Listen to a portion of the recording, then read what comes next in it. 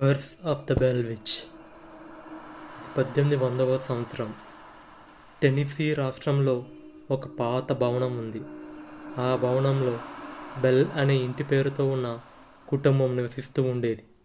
వారి కొంతకాలం ఆనందంగా నివసించారు.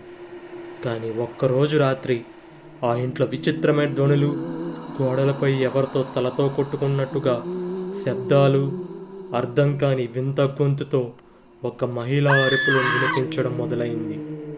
అంతే, ఆ రోజు నుండి ఆ కుటుంబానికి నిద్ర లేదు. ఒకవేళ నిద్రపోవడానికి ప్రయత్నిస్తే ఆ నిద్రలో చీకటిలో ఒక నల్లగా భయంకరమైన రూపం కనిపించింది. వాళ్ళు రోజు అలా భయపడుతూ ఉండేవారు. ఒకరోజు ఆ ఇంటి నుండి బయటపడ్డారు.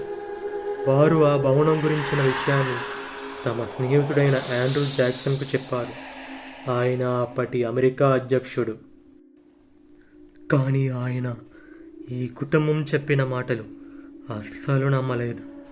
చివరికి ఆండ్రూ జాక్సన్ ఆ భవనంలో నేను ఒకరోజు రాత్రి అక్కడ ఉంటానని ఆ కుటుంబంతో చెప్తాడు.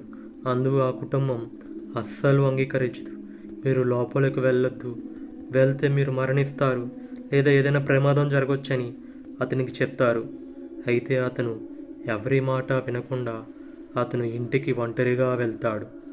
కొద్దిసేపు అంతా బాగానే ఉంది. కానీ రాత్రికి రాత్రే అతడు అక్కడ ఏదో చూసి బాగా భయపడి అక్కడ నుండి పారిపోయాడంట.